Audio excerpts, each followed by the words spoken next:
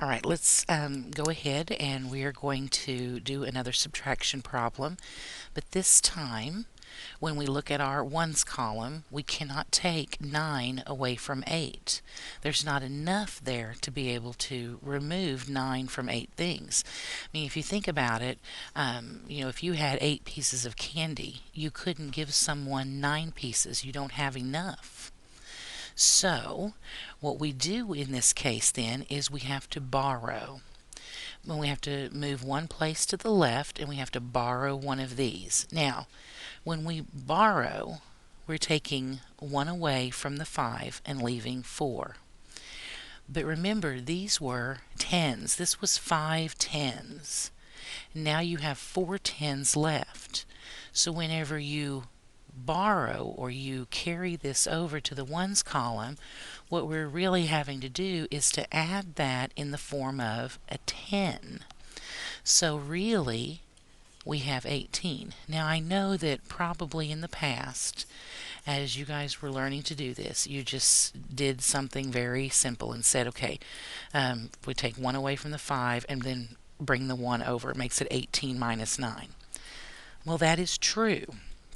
But I want you to really think about what's going on here, because when we start doing fractions, especially subtracting fractions, it works on this idea of if you borrow, now you have to turn it into the form of whatever this digit is.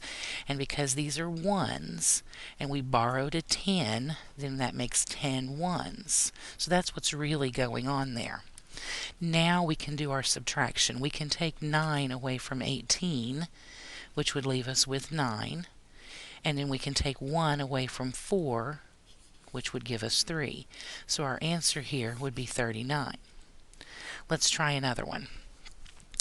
Here we have 762 minus 157. And again, we cannot take 7 away from 2. We don't have enough to be able to give 7 away. So we're going to have to move one place to the left and borrow one of these, which would leave us with 5. But remember, this is the tens column. So whenever we borrow that into the ones column, it has to turn into 10 ones or 10 singles. So really, this is now 12. And now we can do 12 minus 7, which would leave us with 5.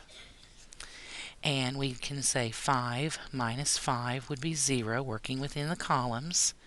And then 7 minus 1, which would be 6.